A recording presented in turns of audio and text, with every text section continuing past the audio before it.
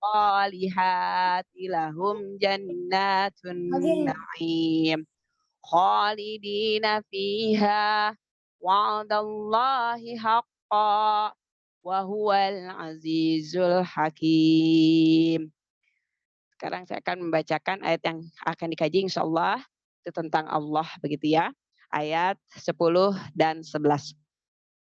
A'udzu billahi minasyaitonir rajim. Bismillahirrahmanirrahim. Khalaqas samawati bighairi amadin tarawnaha wa alqa fil ardi rawasiya an tamida bikum wa batha fiha min kulli dabbah wa anzalna minas samaa'i ma'an fa anbatna fiha kulli zawjin karim.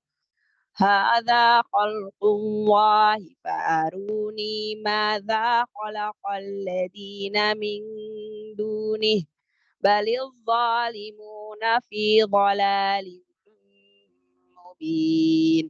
Shadaqallahul azim. Aku berlindung kepada Allah dari godaan syaitan yang dirajam dengan nama Allah yang Maha Pengasih lagi Maha Penyayang. 10. Dia menciptakan langit tanpa tiang sebagaimana kamu melihatnya.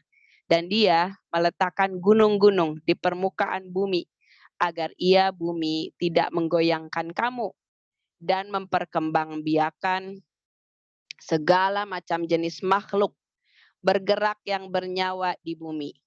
Dan kami turunkan air hujan dari langit.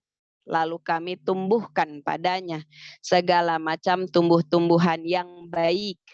11. Inilah ciptaan Allah. Maka perlihatkanlah olehmu kepadaku apa yang telah diciptakan oleh sesembahan selain Allah. Sebenarnya orang-orang yang zolim itu berada di dalam kesesatan yang nyata. Maha benar Allah dengan segala firman-Nya yang maha agung. Assalamualaikum warahmatullahi wabarakatuh.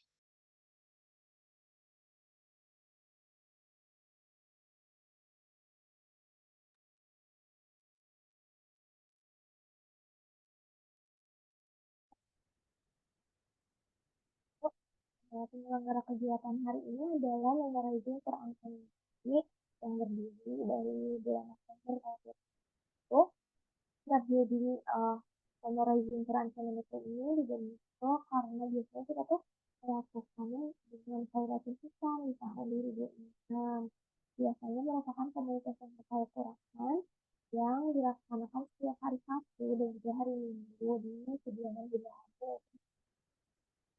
hari Sabtu 7 hari Minggunya sore beda karena ada musik 19 yang dilaksanakan secara semoga nanti kedepannya bisa ada lagi ya kajian yang kegiatan ini yang dapat diikuti di negara juga itu antara lain ada kajian ya misalnya bidang kemudian ada juga bersama atau hatam bersama ada sedekah bersama juga.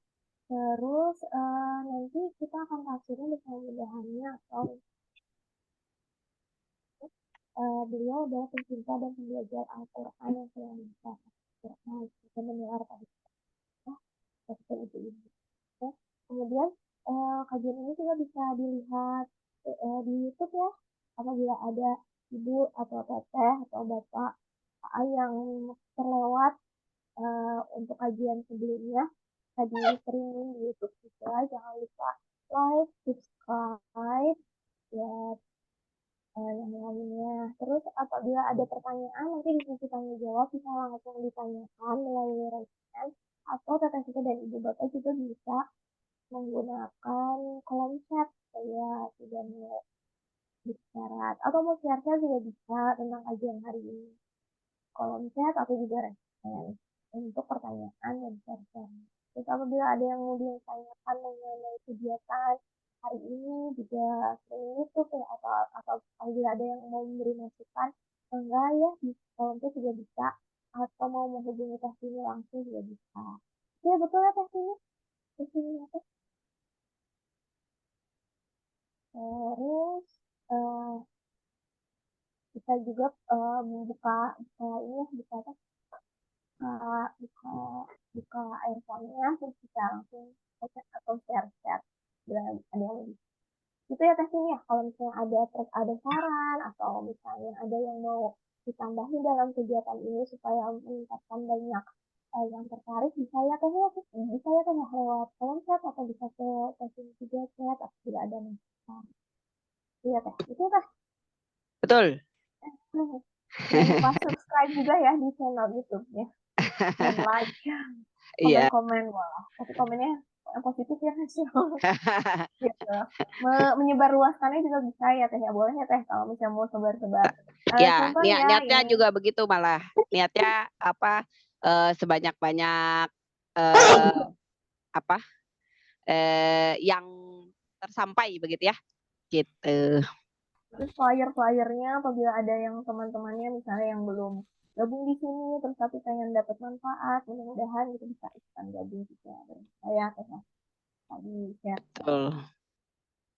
Terus kemarin tuh kita sampai mana ya teh? Kita kemarin kaji ayat 6 sampai 9, meneruskan daripada yang sebelumnya 3 sampai 5. Nah, 3 sampai 5 ngomongin tentang muhsinin, artinya yang terkait dengan Al-Qur'an yang katanya Al-Hakim, yang pengertiannya itu adalah mengantisipasi sesuatu. Jadi artinya menahan bahaya tapi di muka begitu kira-kira. Nah, itulah artinya Al-Hakim. Jadi hikmah terhubung dengan kata hikmah. Hikmah itu bukan seperti pengertian bahasa Indonesia sesungguhnya. Kalau bahasa Indonesia itu kan berarti pelajaran. Nah, kalau dalam apa makna di Al-Quran itu sesungguhnya dia memberikan antisipasi untuk tidak mendapat bahaya di ke depan begitu kira-kira. Begitu itu hakim itu mengandung kata demikian. Dan muhsinin ini adalah orang-orang yang lebih lebih apa ya lebih tinggi tingkatannya dari mutakin. Mutakin adalah orang-orang yang memelihara diri, berhati-hati, memijak, melangkah. Kalau muhsinin ini hatinya tuh sudah hati merasakan orang lain. Jadi kita memposisikan sebagai orang lain. Ketika berhubungan dengan Allah, kita merasa sedang dilihat Allah begitu ya. Nah kalau dengan manusia lain kita bisa merasakan apabila kita menjadi dia begitu. Kira-kira itu adalah apa pengertian yang tersirat dan terhubung dengan Al-Qur'an di apa terkesan menjadi orang yang menempatkan Al-Qur'an sebagai kalam Allah begitu ya. Nah, sedangkan di ayat 6 ini yang pekan kemarin wa minan nasi mayashtari. Yastari itu adalah tukar. Kalau zaman baheula mah tukar ya.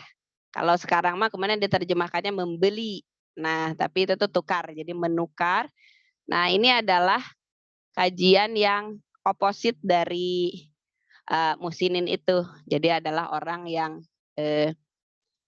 wa minan nasi mayashtari lahwal hadis terhadap sesuatu yang empty, perkataan yang tidak ada maknanya begitu. Kemudian untuk liyudilla ang sabilillahi bighairi ilm, jadi untuk mendistract dari jalan Allah begitu. Begitu kira-kiranya kalau yang pekan kemarin. Dan apa sih yang disebut dengan lahwal hadis? Nah, apa menurut teteh-teteh yang kemarin nyantol? Apakah lahwal hadis itu? Ya.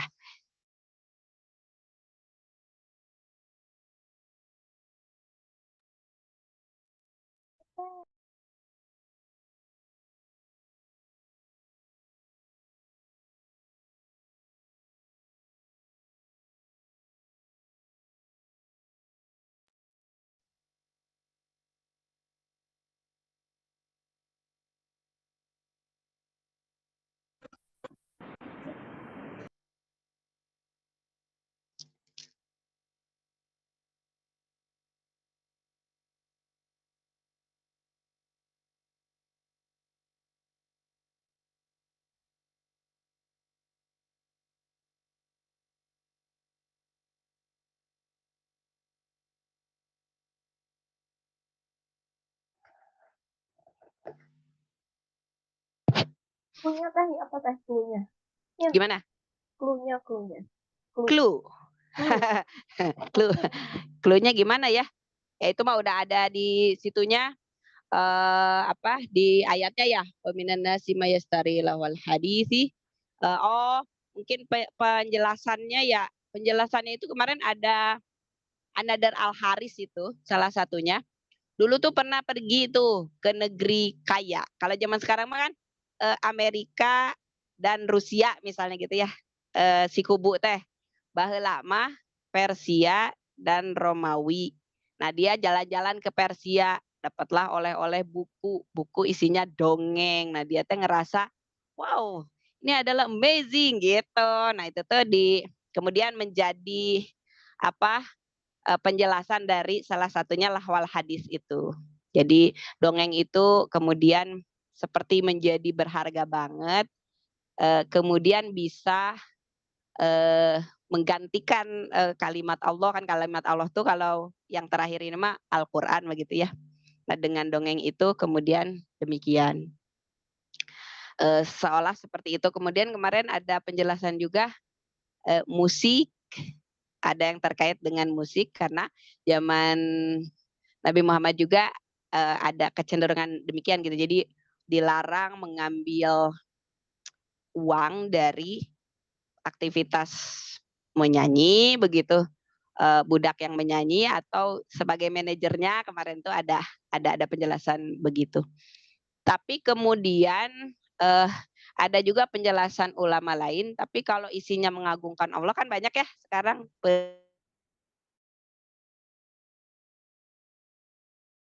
apa, tetapi kalau misalnya sampai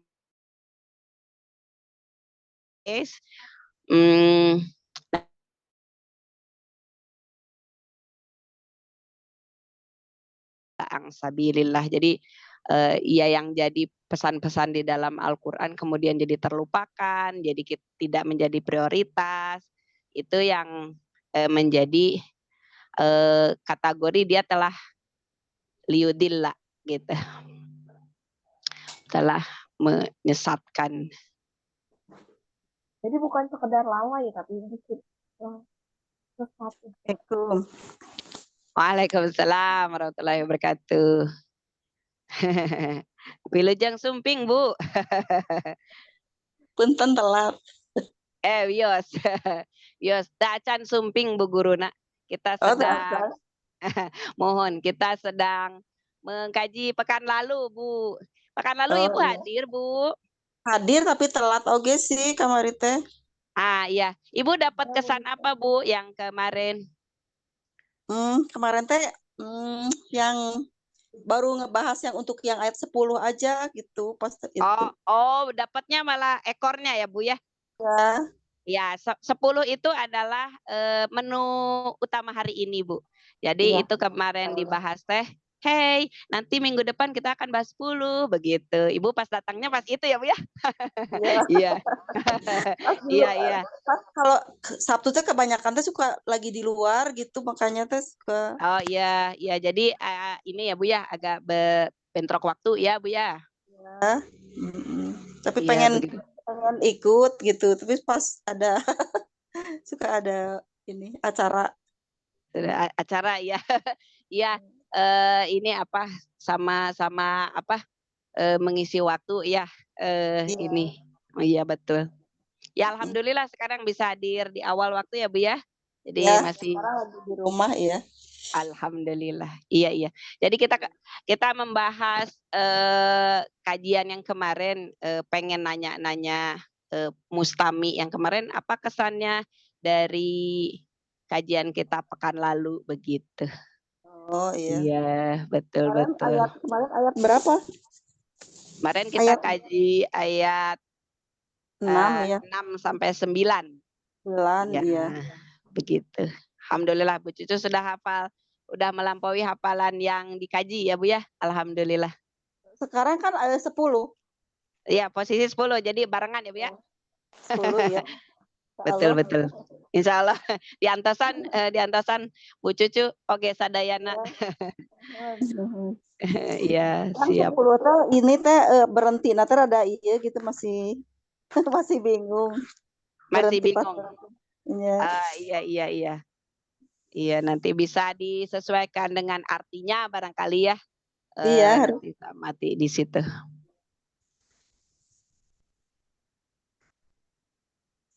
Kosong. Itu yang ayat ke-6 teh di situ, di antara manusia ada orang yang menggunakan percakapan kosong untuk menyesatkan manusia dari jalan Allah tanpa ilmu dan menjadikan olok-olokan mereka itu akan memperoleh ajab yang menghinakan. Di situ perkataan yang kosong teh dia tidak mengerti gitu ya. Perkataan kosong pekan lalu yang saya pahami ya, nanti bisa rekan-rekan yang lain ya, boleh memberikan tanggapannya juga ya, sebelum Bunda Hani hadir. Ya jadi yang kemarin yang saya pahami itu dulu ada Another Al-Haris ya Bu ya, pergi ke Persia, dia membawa pulang ke daerah Mekah gitu tuh buku-buku Bu, buku-buku dari Persia. Jadi Persia tuh bagaikan Amerikanya sekarang lah gitu kira-kira gitu. Atau Rusianya sekarang, jadi negeri yang besar begitu dan kita bangga kalau pergi ke sana. Nah, kemudian dia bawa buku-buku itu. Nah, itu disebut tafsirnya untuk lahwal hadis. Jadi lahwal hadis itu adalah perkataan yang cenderung kosong ya Bu ya, kosong mungkin secara hakikatnya kosong ya. Kan kalau Al-Qur'an itu menjelaskan misalnya tentang Allah, tentang akhirat misalnya begitu. Kalau lahwal hadis itu kosong. Nah, di penjelasan lainnya lagi juga ada tentang musik begitu. Tentu saja musik yang melalaikan. Begitu melalaikan. Ya, kadang kan memang terus kemudian kan kita diskusi kemarin apa ya kira-kiranya kalau sekarang ini yang kira-kiranya melalaikan.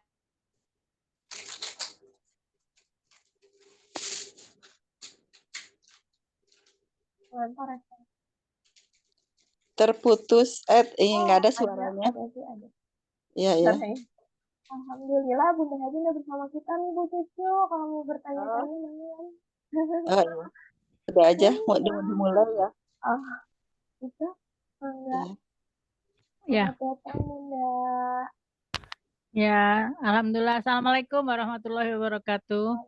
Waalaikumsalam warahmatullahi wabarakatuh. Alhamdulillahirabbil alamin. Terima kasih teman-teman. Kita langsung aja ya. Maaf ini agak sedikit terlambat. Kebetulan di di rumah saya ada yang bekerja, jadi ya ke sana ke sini sayanya. Baik, Teh Mine bisa saya mulai langsung? Ya, boleh. Ya, baik. Alhamdulillahirabbil alamin. Alhamdulillahirabbil alamin. Segala puji bagi Allah yang sudah menjadikan kita semuanya bisa bertemu hari ini. Terima kasih buat teman-teman yang sudah meluangkan waktu, menyediakan waktu yang sangat berharga untuk bisa datang bersama-sama ke kajian kita ini, bersama-sama mendalami Quran, ayat demi ayat. Kita ambil mutiaranya, kita ambil berliannya ya. Ya tentu saja mengambil berlian atau mutiara itu tidak dengan mudah ya, harus perlu kesabaran, perjuangan, dan juga waktu untuk bisa memahami bagaimana Allah itu, siapa Allah itu, bagaimana sifat-sifatnya, bagaimana perbuatannya, dan itu semuanya tuh menjadi satu, insya Allah menjadi satu jalan buat kita untuk betul-betul bisa meraih ya kecintaan Allah Subhanahu wa taala, ridhonya, karena jangan sampai kita menjadi orang-orang yang merasa bahwa kita sudah mengetahui sesuatu, sudah mengenal Allah, merasa bahwa kita sudah betul-betul melakukan yang terbaik, padahal mungkin belum ya, karena kalau tidak mempelajari Al-Qur'an maka tentu saja akan menjadikan kita tidak tepat di dalam bersikap bagaimana untuk bisa meraih keridhaan dan kecintaan Allah Subhanahu wa taala.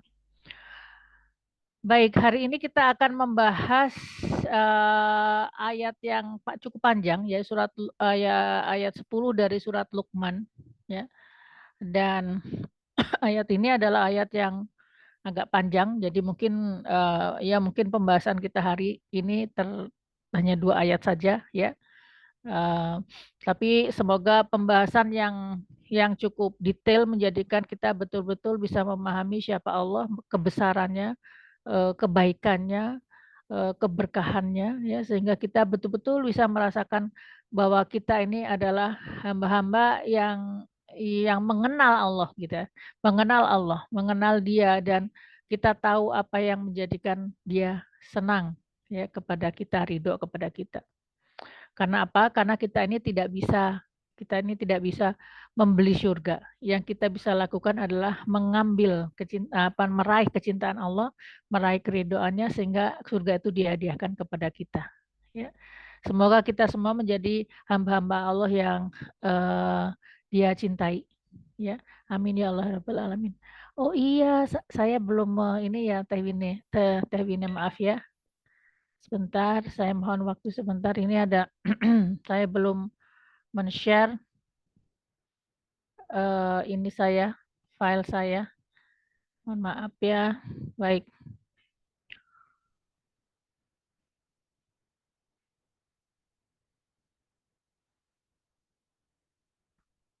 Oke.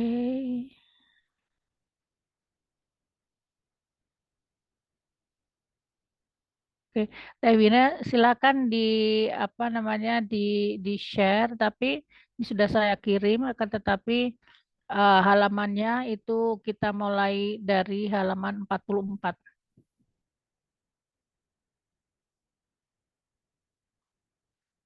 Oke. Oke, baik. Jadi hari ini kita akan belajar tentang perbuatan-perbuatan Allah, dan kemudian dari situ nanti masuk insya Allah minggu depan masuk kepada dari kita mengenal Allah itu, maka kita akan bisa bersyukur kepada Allah dengan selayaknya, atau ya kalau selayaknya sih nggak bisa ya, artinya mendekati daripada mendekati dari kemahaannya, begitu ya. Karena orang bersyukur itu tergantung juga dari ilmu. Ketika dia mengetahui tentang Allah, mengetahui kebaikan Allah, mengetahui kebesaran Allah, mengetahui keberkahan dari semua ciptaan Allah, maka kalau kita bersyukur itu kita betul-betul bisa mengapresiasi ya terhadap perbuatan-perbuatan Allah itu. Contoh misalnya begini. Apabila ada seseorang nih yang dihidangkan lotek misalnya ya, lotek ya, orang Sunda yang dihidangkan lotek. Teman yang datang ke rumah saya hidangkan lotek ya. Ketika yang datang itu adalah orang Sunda yang mengetahui betapa enaknya lotek itu ya, maka dia akan sangat mengapresiasi gitu loh. Apa lotek ini? Oh, ini ada lagi juga, ada lotek, ada karedok. Wow, makin senang gitu karena sudah lama dia tidak memakan lotek atau karedok itu. Akan tetapi apabila lotek atau karedok itu saya sajikan kepada teman saya yang dari Surabaya misalnya begitu, maka ketika dihidangkan saya masih harus bertanya, maaf ini kenapa jadi gelap ya? Maaf. Jadi saya masih harus bertanya kepada beliau, gimana, enak nggak gitu kan? Ya, terus dia nanti akan nyicipin, dia bilang enak, iya enak, enak kayak pecel ya gitu, tapi bukan pecel. Dia mikir lagi gitu kan, iya sih lumayan lumayan gitu kan gitu. Beda dengan orang Sunda gitu ngeliat totek, wah seneng, ngeliat karedok, wah keren gitu. Ya jadi artinya apresiasi terhadap sesuatu itu tergantung daripada pengetahuan kita, dari knowledge kita. Ya, kalau misalnya mungkin ya contoh aja misalnya di sini Teh Tini ini dihormati ya, di forum ini dihormati ya. Kenapa? Karena beliau yang melakukan koreksi bacaan Quran ya, berkontribusi banyak terhadap komunitas kita ini, sehingga kita semuanya menaruh respect kepada Teh Tini. Teh Tini jadi gelap begini, dibilang begini, ayo buka-buka. Nah, kemudian Akan tetapi kalau ada orang yang tidak mengenal Teh Tini, maka dia tidak akan mengapresiasi Teh Tini dengan seperti dalam grup ini kita mengapresiasi beliau gitu. Ya, itu kenapa? Karena nggak kenal sama Teh Tini. Ya. Jadi itu lihat sama dengan bagaimana kita bersyukur kepada Allah. Ketika kita mengetahui Allah, maka makin bersyukur kita kepadanya. Ketika mengetahui kebesarannya, makin kita itu wow gitu kan, masya Allah gitu kan, hebatnya Allah gitu kan. Ketika kita mengetahui kebaikan Allah, keberkahannya, kita masya Allah, alhamdulillah ya Allah, alhamdulillah, alhamdulillah. Itu sampai alhamdulillah bisa sampai menangis, bisa sampai apa dalam gitu ke hati. Kenapa? Karena dia memahami betul apa yang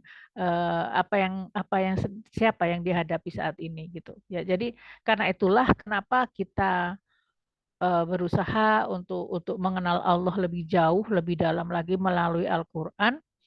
Karena dengan demikian kita level bersyukur kita itu akan menjadi lebih baik. Oke, baik. Sekarang kita coba lihat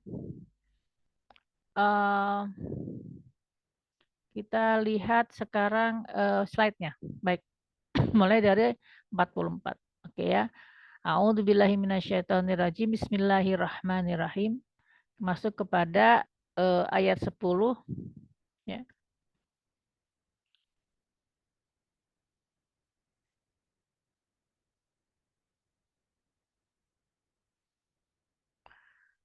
Khalaqas samawati bighairi amadin tarawunaha wa alqa fil ardi rawasiya an tamida bikum wa basa fiha min kulli dabbah wa anzalna minas samaa'i ma' fa'ambatsna fiha min kulli zaujin karim.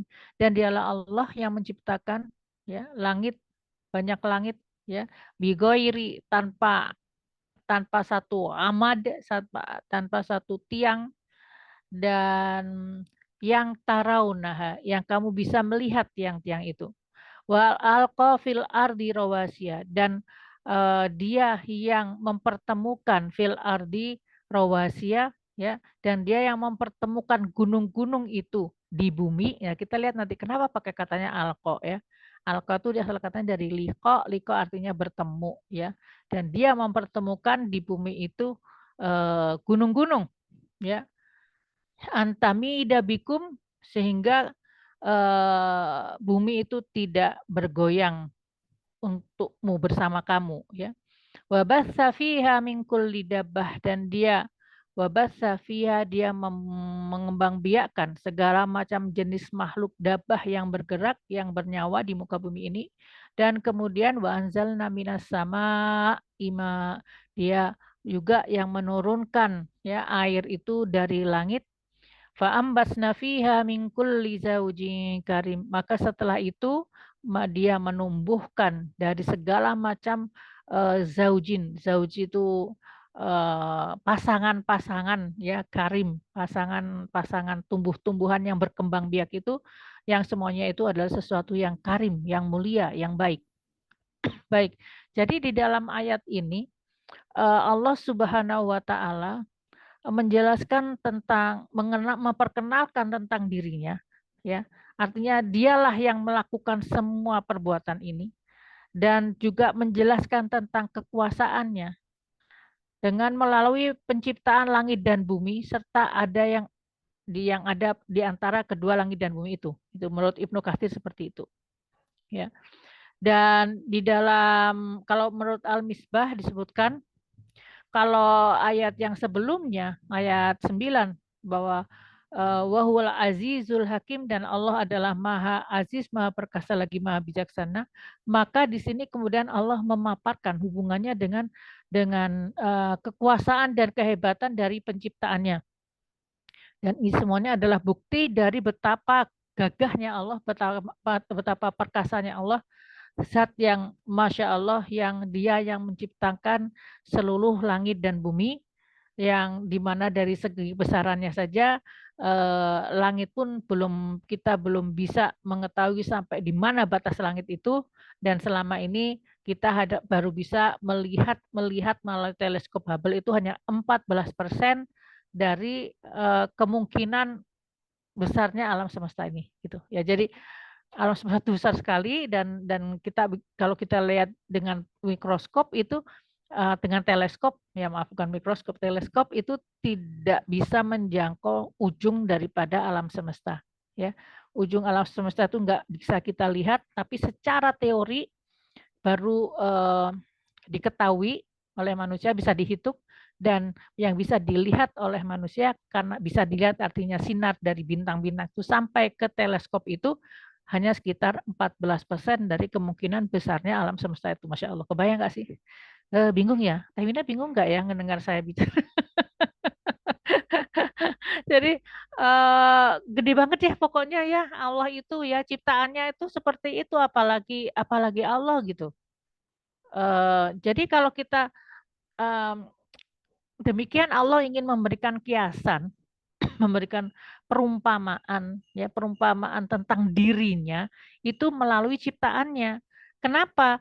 Karena kalau Allah menunjukkan yang sebenarnya, kita itu tidak bisa membayangkan, karena membayangkan ciptaannya saja kita tidak bisa. Karena itulah kemudian Allah, yaitu maha besarnya di situ. Kasih aja ciptaannya, bisa paham nggak dengan ciptaannya itu, dari situ kemudian Allah tuh lebih daripada ciptaannya, karena dia adalah yang maha pencipta. Ya.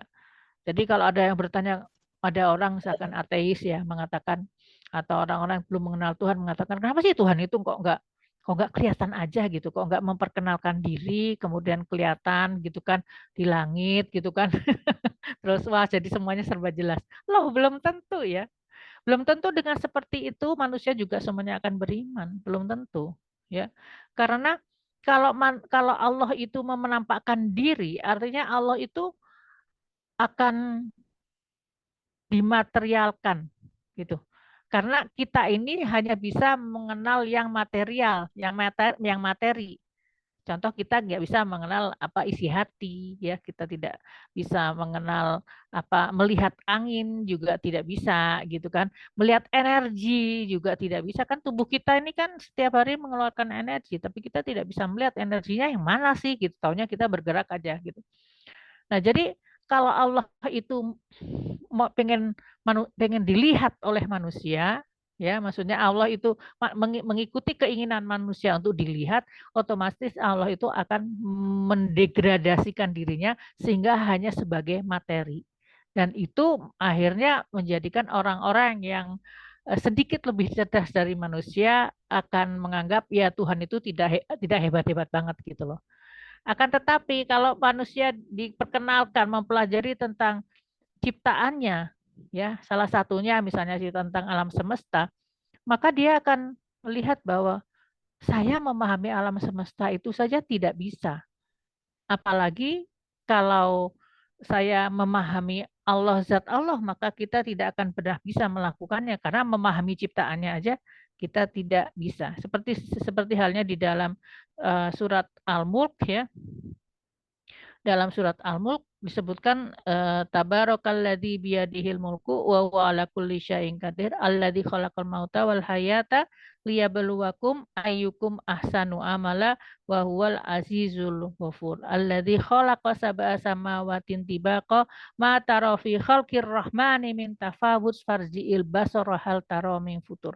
Jadi kalau kita lihat ke langit ya, kalau kamu melihat langit, maka kamu itu akan lihat terus, dan kemudian kamu akan tertunduk gitu.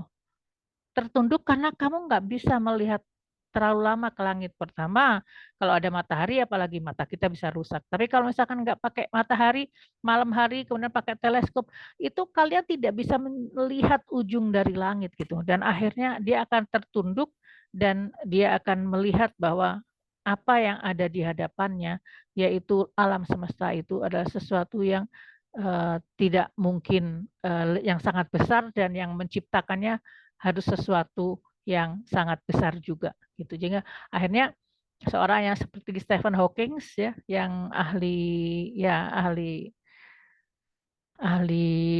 space ya, luar angkasa, dia meninggal ya. Tapi beliau itu agnostik, jadi dia dari melihat alam semesta, dia bilang alam semesta nggak mungkin nggak ada yang menciptakan, pasti ada yang menciptakan. Tapi saya tidak mau mengatakan bahwa yang menciptakan alam semesta itu adalah Tuhannya manusia, di mana manusia-manusia yang saling berperang berkelahi, karena membela Tuhannya gitu kan ya. Jadi kalau dari sini kita bisa melihat bahwa betapa kelakuan daripada manusia yang notabene mengatakan penyembah Allah tapi tidak memberikan rahmatan lil alamin itu bisa menjadikan justru orang-orang menjadi tidak bisa menerima hidayah ya. Maksud saya dalam hal itu ya Mbak, kan itu kan karena dia nggak dapat hidayah, ya itu urusannya dialah dengan Allah, tapi kita sendiri menjadi cerminan bahwa hendaklah kita menjadi yang sebaik-baik dari manusia sehingga menjadikan manusia itu tertarik bukan kepada kita tapi tertarik kepada kebesaran Allah Subhanahu wa taala. Baik, jadi di sini kembali lagi ke ayat 10. Di sini Allah memperkenalkan dirinya bahwa dialah yang menciptakan yang langit yang tanpa tiang itu. Yang kedua, dia menjadikan gunung itu sebagai pasak. Yang ketiga, dia menciptakan segala makhluk yang bergerak di bumi, di lautan, itu dia yang menciptakannya. Dia yang mengklaim itu semua. Dan yang keempat, dia yang menurunkan hujan dari langit, ya. Dan dia yang menumbuhkan segala macam tanaman dari air hujan yang tumbuh itu. Ya. Kalau dari ini, kalau kita merenungkan ini semua, maka kita akan sampai kepada Allah, sampai pada kebaikannya, sampai kepada kekuatannya, sampai kepada keperkasaannya, sampai kepada keagungannya. Itu kita akan gitu, ya. Jadi kalau kita mau mengenal Allah itu harus ya berpikirlah ya gitu, karena kita kan diciptakan Allah sebagai makhluknya yang bisa berpikir. Jadi ya kita ya berpikir dikit lah gitu supaya bisa mengenal Allah gitu. Kan ada orang yang saya pengen ngelihat Allah aja langsung. Nah, berarti dia ya kurang mau berpikir, maunya hanya bisa melihat dengan mata gitu. Padahal Allah bukanlah sesuatu yang bisa dilihat ya, seperti yang saya jelaskan tadi. Baik, kapan kita bisa melihat Allah? Ada yang bisa jawab? Nanti kapan tadi nih? Itu di surga. Iya, di surga, insya Allah. Kalau di surga ya, nanti di surga kita bisa melihat zat Allah, dan melihatnya tuh setiap orang tuh berbeda-beda jatahnya ya. Ada yang seperti Rasulullah SAW, para nabi dan rasul tuh melihat Allah kapan saja ya. Kapan pengen ketemu Allah pasti bisa melihat gitu ya. Nah, ada yang melihatnya tuh setiap hari gitu. Ya, ada yang melihatnya setiap seminggu sekali, ada yang melihatnya sebulan sekali, ada yang melihat setahun sekali, dan ada juga yang melihat hanya sekali melihat Allah itu. Ya. Dan itu adalah yang penduduk surga yang paling rendah, yang melihat Allah hanya sekali saja itu. Ya. Dan di surga itu menurut para ulama kenikmatan yang paling nikmat itu adalah bertemu dengan Allah. Ya, mungkin buat teman-teman yang sudah pernah berhaji ya, atau kalau yang belum haji, saya doakan moga-moga nanti diberikan rezeki ya untuk bisa haji ataupun umroh. Jadi kalau ketika kita di Masjidil Haram itu aneh gitu ya, ngelihat Ka'bah ya. Ka'bah kan ya representasi Baitullah ya. Kita melihat Ka'bah itu bisa menangis gitu, dan bisa berjam-jam melihat Ka'bah itu tanpa pernah merasa bosan. Ya, betul nggak ibu-ibu yang sudah pernah ke sana? Rasanya kan kayak seperti itu ya. Iya, enak banget, perasaan senang banget lihat Ka'bahnya. Iya, padahal berbunga-bunga hati. Berbunga-bunga ya Bu hatinya, sampai nangis gitu, nangis bahagia gitu ya. Padahal apa sih, dia cuman kotak gitu loh. Aneh. Jadi itu tuh karena yang berkomunikasi itu adalah hati. Karena selama ini kita itu menghadap ke Ka'bah, selama ini kita sholat sehari 5 kali itu menghadap ke Ka'bah gitu ya, menghadapkan hati ke Ka'bah. Hati kita tuh sudah biasa gitu loh, bertemu dengan Ka'bah gitu kan ya, bertemu dengan Allah ya maksud saya. Tapi kan dihadapkan ke Ka'bah gitu. Nah, jadi ketika kita sampai di sana itu kita seperti orang yang apa sih? Yang merasakan kenikmatan yang tiada tara. Kayak misalnya gini, orang bilang gini, ini loh buah ceri ya, buah ceri ini enak sekali loh buah ceri ini ya, gitu misalnya. Nah, ketika dia lihat gambarnya, oh iya ya cakep ya, cantik ya, merah bagus ya gitu. Tapi ketika dia sampai satu ketika merasakan buah ceri yang segar, maka nikmatnya tuh oh kayak begini ya yang namanya buah ceri yang segar, yang enak gitu. Ya. Kayak misalnya dulu saya ingat saya pernah oleh Bu Nani dikirimin apa pertama kali tuh Bu Nani saya merasakan kurma apa mejol ya, majol apa mejol itu. Nah, itu Iya. majol ya. Betul. Jadi kalau biasanya saya belum pernah waktu itu merasakan itu pertama kali dikirim oleh Bu Nani. Dan ketika saya merasakan itu saya bilang, waduh ini kurma enak banget gitu ya. Jadi yang dulunya mungkin cuma ngelihat gambar gitu loh ya. Tapi ketika merasakan itu, oh Masya Allah enak sekali. Karena itulah ketika kita di Ka'bah kita itu bahagia, berbunga-bunga ya Bu Nani kayak aduh rasanya tuh susah gitu diungkapkan. Tapi melihat Ka'bah itu melihat hati kita, pikiran kita itu kayak saya sendiri terus terang aja belum pernah merasakan yang seperti itu. Artinya kepada manusia saya belum pernah merasakan seperti itu. Jadi kalau ngelihat ngelihat Ka'bah itu kayak dunia yang lain tuh kayak sirna gitu, terus dunia yang lain tuh kayak semuanya pada kos gitu loh. Ya, hanya saya dengan dengan Allah dan Ka'bah itu gitu. Rasanya tuh kayak gitu gitu. Kalau kalau sama manusia rasanya belum pernah sampai seperti itu gitu kan. Ya, jadi itulah yang disebut dengan kerinduan kepada Allah ya nanti di akhirat insya Allah di surga kita semoga oleh Allah diberikan apa ya diberikan oleh Allah itu kesempatan ya kasih sayangnya sehingga kita dihapuskan dosa-dosa kita kemudian kita dicatatkan sebagai ahli surga. Baik, selanjutnya kita masuk kepada kelima tadi kita bahas satu-satu ya.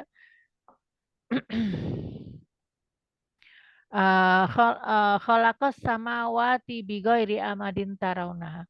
Dan dialah yang menciptakan as-samawati langit ya, seluruh langit itu dengan goiri dengan tanpa amadin, dengan tanpa adanya tiang tarawnaha yang kalian lihat ya. Nah, kalau kita lihat kan kita lihat alam semesta itu benda-benda angkasa itu kan semuanya pada ngapung gitu ya, pada melayang tanpa adanya benang. Dan mereka melayang dengan sangat apa gracious gitu, dengan sangat anggun gitu ya di alam semesta yang gelap itu. Mereka berenang dengan sangat anggun mengikuti kehendak Allah Subhanahu wa taala ya. Dan mereka mempunyai warna-warna planet-planet matahari, mata bintang-bintang itu mempunyai warna yang berbeda-beda. Gak ada yang sama warnanya ya. Ada yang biru, ada yang hijau, ada yang orange, ada yang merah ya. Ada yang coklat, ada yang krem, macam-macam. Ada yang pakai cincin, ada yang nggak pakai cincin. Mungkin ada yang pakai gelang ya, ada yang pakai anting. Artinya pokoknya bermacam-macam sekali ya bentuk planet-planet dan bintang-bintang itu. Dan mereka itu tetap pada jalurnya ya. Dan mereka itu tidak ada tiangnya, tidak ada penyangganya dan yang padahal sebetulnya ada. Jadi begini, di dalam kalimat ini menurut para ulama mengatakan kalimat bighairi amadin tarawnaha itu artinya tiang itu ada, tapi kamu tidak melihatnya. Gitu. Tiang itu ada tapi kalian tidak melihatnya. Karena kita itu menganggap bahwa tiang itu harus sesuatu yang terlihat. Tiang itu harus sesuatu yang terlihat padahal dunia ini, alam semesta ini itu adalah Ada yang disebut dengan visible universe atau alam semesta yang bisa dilihat, dan invisible universe atau alam semesta yang tidak dapat dilihat. Kalau kata Bapak Stephen Hawking dari yang paling mungkin kalau dalam bidang alam semesta itu manusia itu yang paling top ya beliau itu sekarang ini gitu ya. Sudah ngalahin dari Einstein. Nah, beliau tuh bilangnya bahwa apa namanya? Di alam semesta ini ada yang terlihat dan yang tidak terlihat katanya gitu. Dan ada 11 yang beliau tahu itu ada 11 dimensi, tapi yang kita tahu itu hanya 4, yaitu X, Y, Z, ruang, plus T, waktu. Itu yang kita tahu, ya. Nah, yang 7 lagi kemana tuh? Yang 7 lagi kita tidak tahu. Artinya yang kita tahu itu lebih sedikit daripada apa yang kita tidak tahu. Betul nggak, Tini? Jadi banyak yang kita tidak tahu. Ya. Dalam surat Ar-Ra'd ayat 2 disebutkan juga bahwa Allah dia yang meninggikan langit tanpa tiang yang kamu lihat. Jadi memang kita tidak bisa melihat yang itu. Dan penelitian terakhir mengatakan bahwa space atau alam semesta itu kan memang yang terbanyak itu ruang gelapnya gitu. Ya, yang terbanyak itu ruang gelapnya. Tapi penelitian yang sekarang mengatakan di balik ruang gelap, jadi kalau kita lihat di dalam gambar ini kan ada planet, matahari gitu, ada ruang gelap. Nah, di dalam ruang gelap ini para ahli mengatakan bukan berarti nothing, bukan berarti hampa, tapi di ruang gelap ini ada energi yang sangat besar. Ya, jadi kalau energinya besar, maka dia tidak menjadi materi lagi. Ya, kalau dia energinya kecil dalam tanda petik, maka dia ya matahari itu katanya kalau dari kategori itu energinya kecil, padahal matahari kan apa namanya reaktor nuklir yang terbesar yang kita tahu gitu kan.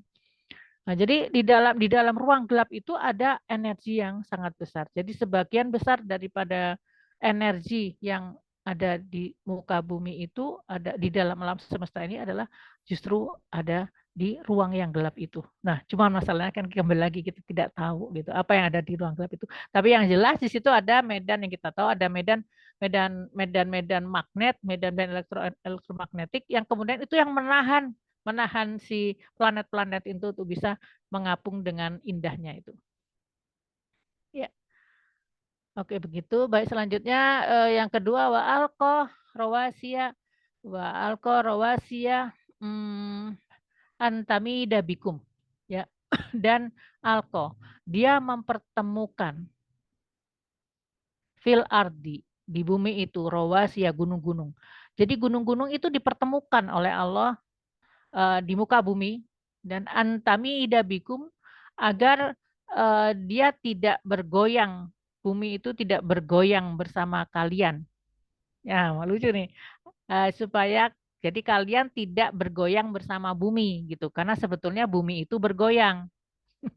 Nanti kita lihat pelajari apa yang dimaksud ya. Ya, dalam surat Al-Anbiya ayat 31 disebutkan juga bahwa kami menjadikan gunung-gunung itu yang kokoh supaya bumi tidak goncang bersama mereka. Ya. Oke, selanjutnya ada banyak ya di surat An-Naba juga disebutkan ayat 6 sampai 7 disebutkan juga bahwa gunung itu kami gunakan gunung itu adalah sebagai pasak ya. Bumi itu dihamparkan dan gunung itu sebagai pasak. Apa yang dimaksud dengan kalimat ini? Baik, kita mau belajar sedikit ilmu geologi boleh? Ya, Mbak, kenapa kok belajar kayak ginian sih gitu? Ya tadi kalau kita makin belajar, kita makin tahu, nanti kita makin bisa bersyukur. Kalau enggak, kita enggak bisa bersyukur. Selama ini mungkin kalau kita melihat gunung, indah ya, bagus ya, subhanallah gitu kan misalnya gitu. Tapi kalau kita tahu apa itu gunung, kita subhanallah makin kenceng tuh subhanallah, masya Allah gitu ya. Dan itu adanya di hati karena mulut kita bisa mengucap sama, tapi apa yang ada di dalam hati kita itu berat sekali di sisi Allah apabila kita mengucapkan dalam hati kita dengan sepenuh conscience, dengan sepenuh kesadaran tentang kebesaran daripada gunung ini. Baik, silahkan. Baik, sebelum kita belajar gunung, kita belajar lempeng bumi. Ya, lempeng bumi itu apa? Lempeng bumi itu kalau saya ibaratkan seperti kulit jeruk. Tapi bisa juga ada yang lebih tipis lagi. Saya juga bisa mengibaratkan sebagai ini loh. Kalau kita bikin bikin kuah iga sapi atau sop buntut ya, kemudian dia kita diamkan ya. Terus di atasnya kan ada jaringan lemak itu. Oke? Ada lemak. Nah, lemaknya bisa jalan-jalan gitu kan. Nah, itu yang disebut dengan lempeng bumi ya. Jadi kita lihat di sini maaf. Bumi itu ada bagian core-nya, jadi yang bagian inti bumi di mana terjadi satu reaksi nuklir, reaksi ya di sini ada reaksi panas yang sangat tinggi ya. Ada bagian intinya tuh ada bagian yang padat, solid, ada bagian yang liquid dan sini apa namanya sangat panas ya. Kemudian ada jaringan mantel ya, ada jaringan mantel di sini. Kemudian ada lagi bagian ada mantel ada dua. Ini ada astenosfer ya, astenosfer. Kemudian setelah di atasnya lagi barulah kemudian ada lapisan apa namanya kerak bumi. Dan di atas yang paling atas dari kerak bumi itu adalah lempeng ya, lempeng bumi ya. Lempeng bumi itu ada dua jenis yaitu lempeng benua dan ada lempeng samudra. Kalau lempeng samudra itu lebih tipis, dia sekitar 50 km ketebalannya ya, segini padahal tuh 50 km. 50 km dari mana ke mana coba? Dari sini ke Ciwidey. Lebih kali ya. Sini ke Ciwidey itu cuman sekitar 30-an ya. Jadi ke sana lagi. Kalau Ciwidey ke sana lagi kemana itu? Kalau ke sini dari sini ke Bekasi itu 91 km. Jadi separuh dari sini ke Bekasi atau nah kalau lempeng benua itu 125 km dari sini ke Jakarta gitu. Jadi tebal daripada lempeng bumi itu kurang lebih lah seperti jarak dari Bandung ke Jakarta. Gimana itu kelihatannya? Kecil apa tipis apa tebal, Bu? Kelihatannya tebal ya, tapi sebetulnya kalau dibandingkan dengan diameter bumi itu sangatlah tipis. Baik, jadi ada dua, lempeng benua dan lempeng samudra, dan kemudian di antara ada lempeng benuanya ada 7 ya. Ada 7 yaitu lempeng Afrika, lempeng Eurasia, lempeng Pasifik, lempeng Australia. Kalau ada Indo, nanti Australia itu Indo-Australia. Jadi kita dimaksudnya Indo-Australia. Kemudian lempeng Antartika, lempeng Amerika Utara dan Amerika Selatan. Jadi kembali kalau saya bilang tadi gajih di kuah apa namanya iga ya, atau kalau mau diibaratkan sebagai kulit jeruk, kalau kulit jeruk tuh lebih tebal ya, lebih tebal kulit jeruk, tapi kulit jeruknya ya sudah kepecah gitu ya, dan dia tuh mengambang si lempeng itu bergerak. Kenapa dia bergerak? Karena dia posisinya di atas ini ya, di atas namanya astenosfer itu. Astenosfer itu ini kalau kita lihat apakah astenosfer? Astenosfer itu adalah lapisan batuan cair. Jadi batu yang cair. Gimana sih batu cair? Kira-kira panas enggak batu cair? Batu Panas ya? Ya panas lah. Batu yang sudah cair itu kan panas. Kan ini kan kalau kita lihat lapisan ini kan di sini kan panas sekali ya, misalkan nggak tahu berapa derajat, kayak ribuan derajat. Nah, ini makin agak dingin agak dingin sampai astenosfer. Astenosfer itu di bawah lempeng.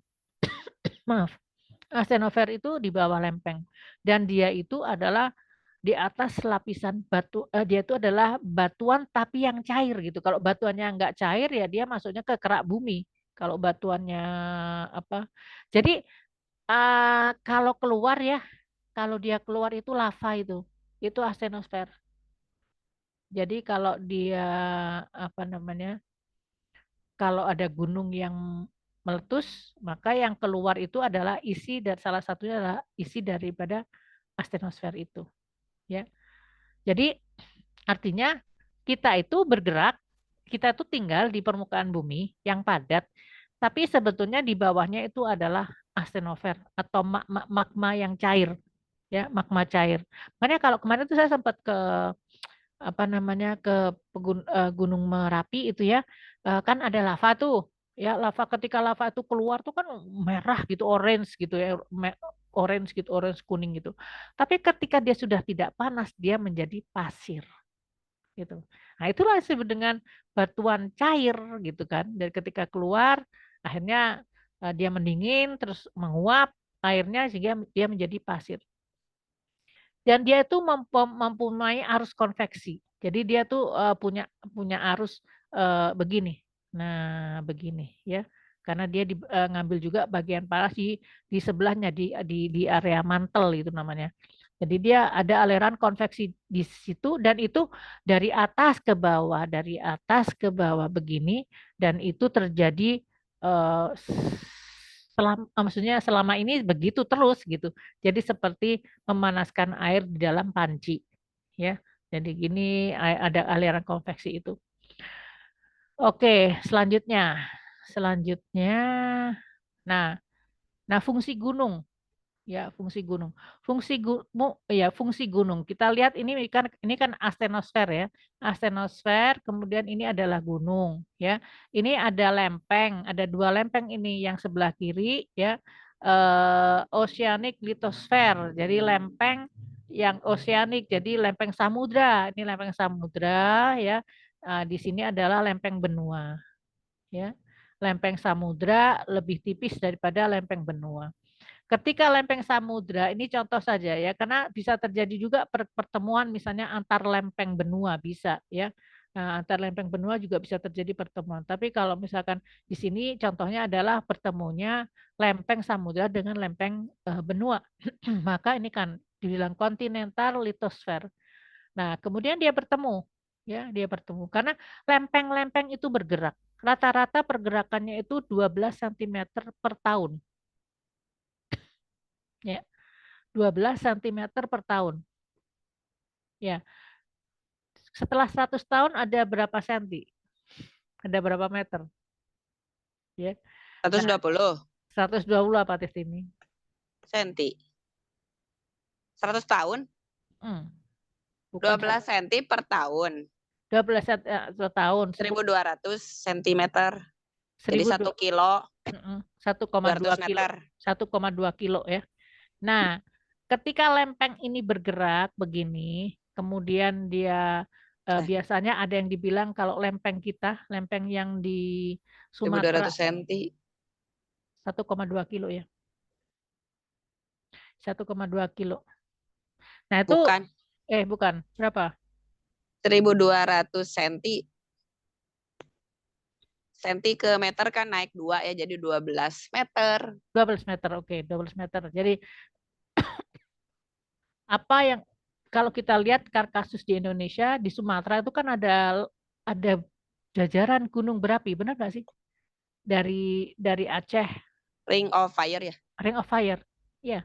Dari Aceh ke Padang turun, ya, ke Lampung, terus akhirnya masuk ke Jawa Barat ya. Apa tuh namanya? Gunung Krakatau nanti masuk lagi ke Jawa. Ke Jawa itu masuk ke Bandung tuh. Ya salah satunya ya. Kemudian ke Merapi dan terus sampai ke Jawa Timur dan seterusnya. Itu Ring of Fire. Jadi itu apa maksudnya itu? Maksudnya adalah ketika ada gunung berapi itu maka terjadi ini pertemuan lempeng. Ya, terjadi pertemuan antara dua buah lempeng. Dan apabila dia, kan kalau para ahli mengatakan itu terjadi gempa besar itu, atau gempa ataupun apa namanya, ledakan gunung berapi yang berurutan itu sekitar 100 tahun. Yaitu ketika tadi Teh ini berapa Teh ini? Ketika jaraknya itu sudah, pergeserannya itu udah gitu kan, maka kemudian terjadilah gempa bumi ataupun letusan gunung berapi. Ya, baik. Selanjutnya saya jelasin lagi. Gunung tuh gimana terjadinya? Nah, ini kalau misalkan di sini ada ada apa namanya? Ada kerak lempeng apa samudra, yang sebelah kiri lempeng samudra menuju ke arah kanan. Nah, ini ada lempeng benua menuju ke arah kiri. Ya, mereka bertemu ya. Kalau yang lempeng yang kuat, lempeng yang kuat itu akan turun ke bawah. Nah, lempeng samudranya turun ke bawah, turun gitu kan. Lempeng yang lebih lebih lebih ringan ya masanya, maka dia akan ada di atas, akan lebih di atas. Jadi seperti begini nih. Nah, begini ya. Nah, yang ke bawah ini menghunjam sampai ke artenosfer ya. Yang di atas ini akan keriting menjadi melipat-lipat dan menjadi gunung yang di atas ini. Ya, itulah terjadinya gunung ya. Akan tetapi apa yang disebut dengan pasak? Yang disebut dengan pasak itu adalah karena di area ini di atasnya terlihat gunung, tapi di bawahnya adalah ada lapisan yang menghunjam ke dasar bumi atau ke astenosfer. Jadi itu seperti pasak, dan gunung itu seperti kepala. Jadi jarak antara besarnya gunung dengan dalamnya gunung itu, kita lihat ini gunung ini kan ada magmanya ya, kita lihat tuh magmanya tuh dari astenosfer. Nah, ini nanti kalau keluar sini meletus gitu kan. Nah, jarak antara apa ya, ketebalan daripada gunung atau ketinggian gunung itu dibandingkan dengan dalamnya dalamnya lapisan ini, lapisan yang turun ke bawah itu seperti tebalnya sebuah pasak dengan tiang daripada pasak itu. Jadi kalau pasak itu misalnya, kalau pasak itu 10 ya, 10 10 cm misalnya pasaknya, maka ketebalan dari si gunung, ketinggian gunung itu hanya 1 cm-nya. Jadi kalau ada gunung, kalau terlihat ada gunung, kita bilang wow, gunungnya tinggi gitu ya. Tapi badan gunung yang di bawah itu bisa jadi 10 kali, 15 kali lebih tinggi daripada gunung yang terlihat oleh kita. Masya Allah. Ya, karena itulah disebut maka dia sebagai pasak. Jadi intinya seperti begini nih, maaf. Ini misalnya ini lempeng ya. Ini lempeng. Terus kemudian ini lempeng yang ada di atasnya. Nah, karena dia ke bawah begini, maka dia, dan ini padat di antara keduanya, diangkat dia seperti pasak.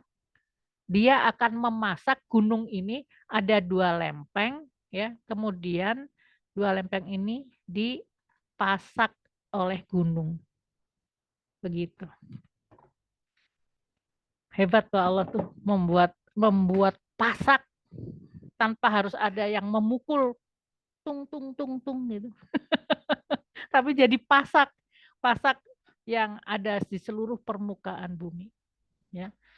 Jadi intinya gunung-gunung ini menggenggam, dia menggenggam lempengan-lempengan kerak bumi itu, memanjang ke atas dan juga ke bawah permukaan bumi, sehingga dia memastikan bahwa bumi itu tidak bergerak, lempengnya itu tidak bergerak. Kalau nggak dikasih pasak, kan itu bergerak-gerak kemana-mana, ya kan? Kayak tenda aja, tenda kalau nggak dikasih pasak, tendanya tuh kemana-mana gitu, bisa kabur gitu. Tapi kalau dikasih pasak, dia diam di situ. Nah sekarang saya tanya, kalau misalnya nggak ada gunung, kira-kira kita gimana? Ada yang bisa jawab nggak? Kalau nggak ada gunung, kira-kira kita gimana? Oyag. Goyang. Kalau nggak ada gunung, kita itu akan gempa sepanjang waktu. Setiap saat gempa. Ya. Kalau ada gunung, gempanya mungkin 100 tahun sekali Masya Allah. gitu. Padahal kita ada gempa sekali aja udah wah, Udah repot ya, betul. repot lah. Banyak yang meninggal, rumah rubuh ya, kantor rubuh juga, jadi nggak ada kerjaan kayak gitu. Iya, Dan betul. La quwata itu illa billah. makanya nanti kalau kita melihat gunung ya, kita akan tidak sekedar mengatakan gunung itu indah, tapi gunung itulah yang menjadikan kita itu bisa berjalan dengan nyaman, kita bisa ketawa ketiwi, kita bisa punya kan umur manusia nggak sampai 100 tuh, ya kan? Berarti ada orang yang sepanjang hidupnya nggak pernah merasakan gempa, gitu. Nggak pernah Nanti merasakan. ketemu gunung bisa bilang, terima kasih gunung gitu ya. Ya, terima kasih gunung ya. Saya juga kalau misalnya sedang tugas ke luar negeri, ke Perancis gitu, saya suka bacain tuh gunung tuh. Saya hadiahkan ayat Al-Qur'an kepada gunung ya, karena gunung ini selain indah tapi dialah yang menjadikan kita bisa hidup dengan tenang. Kalau tidak ada gunung maka kita tidak akan bisa hidup dengan nyaman, tentram ya. Setiap kali teh goyang deh, goyang lagi, goyang lagi. Oke, mungkin untuk memperjelas coba saya akan Teh Ika akan memutarkan sebuah video terkait dengan gunung. Silakan Teh Ika. Ini harus ditutup dulu ya Teh Ika ya. Iya, iya, Bun. Ya, Bismillah, Bun. silakan. Mudah-mudahan koneksinya bagus. Ya, moga-moga amin. Bismillah. Iya, Bismillah.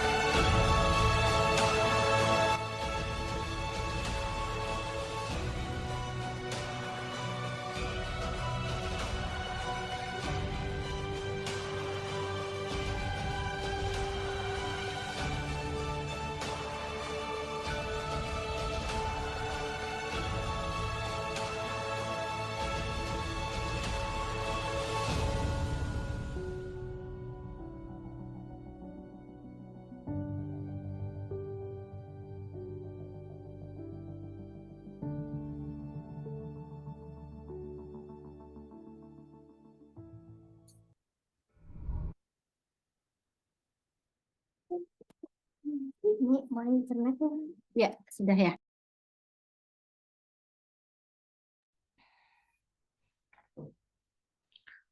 Baik, alhamdulillah. Jadi kita lihat betapa hebatnya ciptaan Allah itu ya, dengan masya Allah, subhanallah. Demikianlah Allah menciptakan segala sesuatunya sesuai dengan kehendaknya dan semuanya itu adalah menunjukkan kebesarannya. Mana ada coba yang bisa melipat lempeng. Gimana lempeng itu sekitar tebalnya 100 kilo ya. Seperti dari sini ke Jakarta. Kemudian lempeng itu bisa dibuat sedemikian rupa sehingga menjadi pasak, menjadi gunung, dan itu semuanya manfaatnya adalah untuk kita. Tidak ada manfaatnya loh buat Allah. Apakah dengan adanya gunung Allah meraih manfaat? Teh ini kalau ada gunung Allah mendapatkan manfaat atau tidak? Ya, tidak. Iya, ya. Jadi yang dapat manfaat itu kita.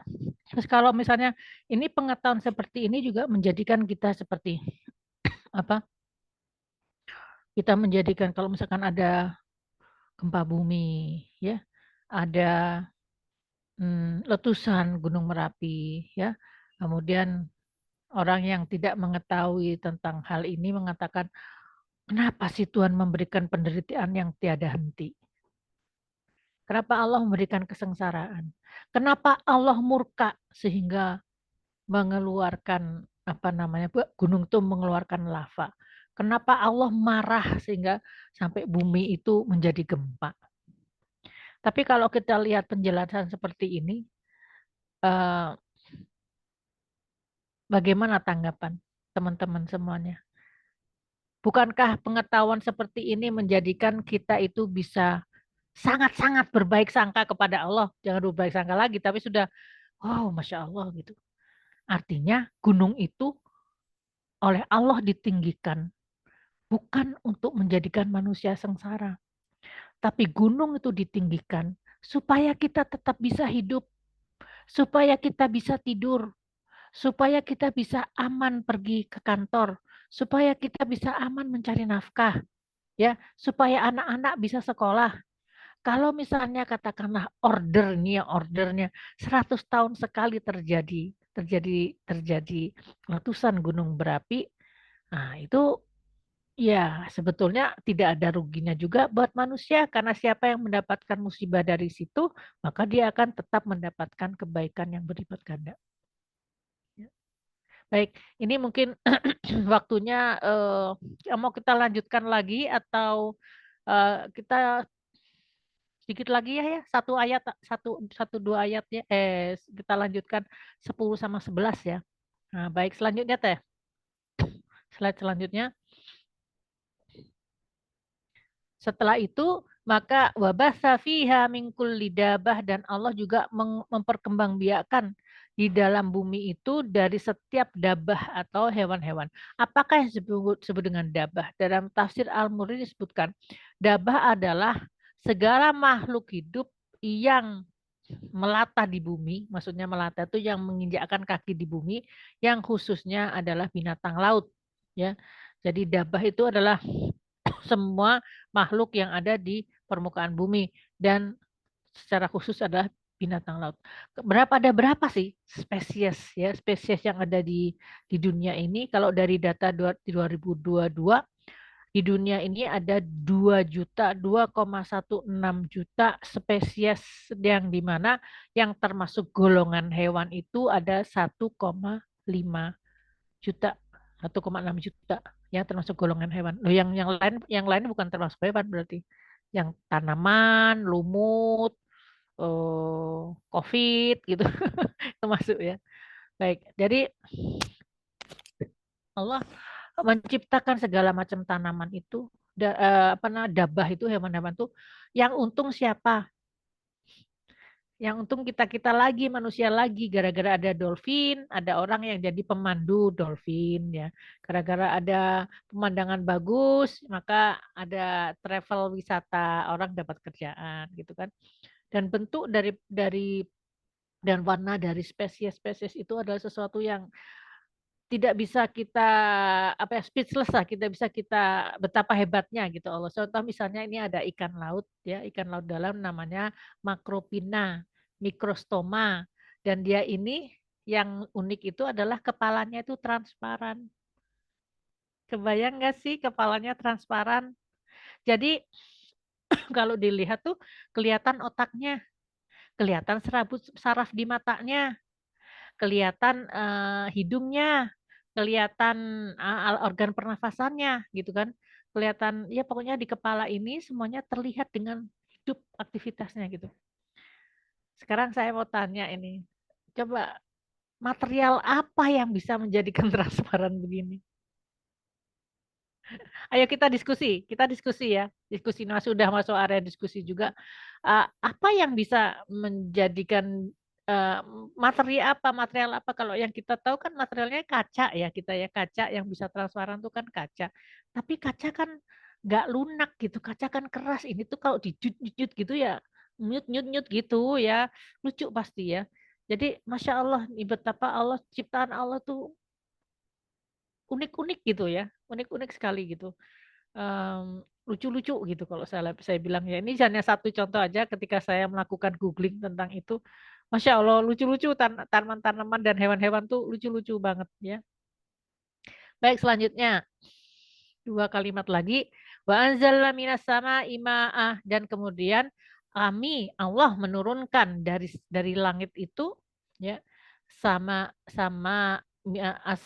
satu langit. Jadi langit yang terdekat dengan bumi itu kita menurunkan dengannya air ya. Hanya Allah yang bisa melakukan ini. Mbak, itu ada loh mesin yang tuh bisa alat yang bisa untuk menurunkan air. Enggak bisa. Dia cuman hanya sekedar memberikan garam, kemudian dia akan garam itu yang menjadikan uap air yang ada di atas itu kemudian turun ke bumi. Tapi siapa yang memastikan bahwa di atmosfer kita itu ada cukup air untuk bisa jadi hujan? Itu hanya Allah saja. Nggak ada yang bisa menciptakan ya. Dan ternyata jumlah air yang ada di awan dan jumlah air yang ada di pungkulan bumi itu konstan jumlahnya. Jadi hanya mutar sirkulasi, tidak ada yang kemudian nguap ke luar angkasa gitu, nggak ada ya, atau tembus ke dalam bumi. Tembus dalam bumi cuma sampai kerak aja, sampai ke bawah nanti kena itu kan, kena lapisan astenosfer tadi ya, jadi menguap jadinya. Jadi sirkulasinya itu hanya Allah yang memilikinya. Dan kemudian fa'ambasna fiha min kulli zaujin karim, dan sesungguhnya dengan adanya air hujan itu kami tumbuhkan macam-macam tanaman gitu. Coba kebayang nggak sih kalau dari air yang sama keluarnya tanaman yang beda-beda gitu. Dari air yang sama keluar padi, dari air yang sama keluar jengkol, dari air yang sama ya kan keluar mangga, dari air yang sama keluar tebu, dari air yang sama keluar durian. Itu kan aneh banget. Masya Allah. Itu kan hebat banget tuh, bagaimana bisa ininya sama gitu. Airnya sama, tapi tanamannya itu buahnya hasilnya berbeda-beda. Masya Allah, hanya Allah yang bisa memberikan kepada kita. Dan ini gratis loh. Kira-kira kita bayar nggak sih dengan adanya hujan itu? Bayar nggak sama? Gratis. Gratis. Ya, loh Mbak, tapi kalau beli beras harus beli. Ya iya, karena transportasinya. Kita membayar orangnya, kerja yang petaninya, tapi sebetulnya asal mulanya tuh gratis. Gimana bisa gratis? Coba aja tanam sendiri, kan gratis. Ya, contoh misalnya kalau saya di rumah saya nanam cabai gitu kan. Nah, dari 3 bulan berkembang dengan nol, saya nggak modal apa-apa. Jadi kenapa kita tuh perlu menanam? Supaya kita menyadari bahwa kita tuh sebenarnya gratis semuanya. Kalau saya menanam cabai, dalam 3 bulan saya bisa makan sambal gitu misalnya gitu. Kalau saya menanam kangkung, saya bisa tumis kangkung gratis. Kalau saya menanam pakcoy, saya dapat pakcoy gratis, kan seperti itu. Ya, jadi sebetulnya intinya itu gratis. Kalau kita bayar itu kita bayar pada manusia, bukan bayar kepada Allah Subhanahu wa taala.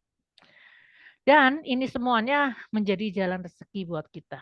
Adanya ciptaan-ciptaan Allah ini Semuanya menjadi jalan rezeki buat kita, jalan kita hidup, jalan kita dapat uang, jalan kita mendapatkan kebahagiaan dunia dan akhirat. Kita melihat gunung, hati kita bahagia. Kita pergi ke gunung, kita dapat oksigen gratis, tubuh kita menjadi sehat. Ya, kalau kita jalan-jalan itu ada proses penyerapan energi negatif dari bumi yang lewat kaki kita, sehingga kita itu mendapatkan benefit, kita mendapatkan jalan rezeki lahir dan batin dari apa-apa yang Allah ciptakan. Selanjutnya satu ayat lagi.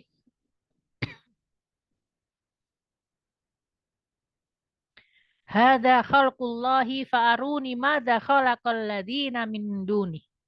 Balidzalimina fi dhalalim mubin. Hada, ini adalah semua ciptaan dari Allah. Fahruni, kalau sudah itu tunjukkan kepada aku. Tunjukkan kepada kau, wahai manusia, apa yang dilakukan oleh yang lain, sesembahan kamu yang lain. Kalau kamu menyembah misalnya salah seorang nabi ya. Kalau menyembah Nabi Isa, apakah Nabi Isa yang menciptakan ini semua? Kalau menyembah kepada pohon, apakah pohon yang melakukan ini semua? Kalau menyembah kepada dewa gitu, apakah dewa melakukan, dewa siapa gitu yang melakukan ini semua? Kan tidak. Kemarin saya ada melihat reportase dari seorang dari agama Katolik ya, yang dilakukan pada sekitar tahun 1800-an ya, abad 19. Itu pada saat itu mereka tuh punya kebiasaan, punya leontin, kalung bulat begitu ya. Ada tulisannya. Misalkan ada pendeta John itu misalnya seorang orang yang mereka anggap suci. Jadi bilang, San John help me. Tulisannya begitu. Wahai John, ya, John yang soleh gitu misalnya, tolong aku. Jadi itu tiap orang itu mempunyai kalung yang berbeda-beda, tergantung dia mau minta sama orang suci yang mana, gitu loh. Nah, ini padahal apakah ya ini kita diperbaiki oleh Allah. Kamu nggak nganggap seseorang suci, seseorang itu mengagumkan ya buat dirimu. Tapi tanya, siapa yang menciptakan ini semua? Apakah di antara sesembahan itu ada yang menciptakan ini semua untukmu? Apakah di antara sesembahan itu mereka mendapatkan bukankah mereka yang engkau sembah itu malah memakan juga hasil daripada apa yang diciptakan oleh Allah itu? Maka karena itulah tiada yang layak disembah, la ilaha illallah, tiada yang layak disembah selain Allah. Karena yang orang-orang yang kamu anggap suci, yang kamu anggap baik, yang kamu anggap hebat, ya, itu semuanya adalah ciptaan Allah, dan mereka tidak bisa melakukan apa-apa yang dilakukan di dalam ayat 10 surat Luqman tadi. Dan balid dolimuna, dan sungguh orang-orang zolim, orang-orang yang zolim, orang-orang yang tidak meletakkan sesuatu pada tempatnya. Orang zolim itu orang yang tidak meletakkan sesuatu pada tempatnya. Misalnya sepatu, ya, misalkan ada sepatu ditaruh di sini. Nah, ini namanya zolim, ya, karena letaknya sepatu di kaki, gitu loh, ya. Itu namanya dolim. Orang dolim adalah orang yang tidak meletakkan sesuatu pada tempatnya. Harusnya dia menyembah Allah, malah menyembah yang lain, makhluk Allah juga. Ya. Dan sesungguhnya orang yang dolim itu adalah fi dhalalim mubin. Mereka ada dalam satu kesesatan yang mubin, yang sangat nyata. Jadi nyata, kenapa? Nyata kalau kita tuh benar-benar berpikir sedikit aja gitu. Berpikir sedikit aja. Ikuti ayat Al-Quran, lihat alurnya, kita akan sampai kepada Allah. Ya. Demikian yang bisa saya sampaikan hari ini untuk ya, ini selama ini belum ada Tuhan yang lain yang mengklaim bahwa dia telah menciptakan sesuatu yang disebutkan di dalam ayat 10 tadi. Ini semoga bisa menutup kajian kita hari ini. Kita lanjutkan nanti kepada sesi diskusi dan tanya jawab. Silakan Teh Wina.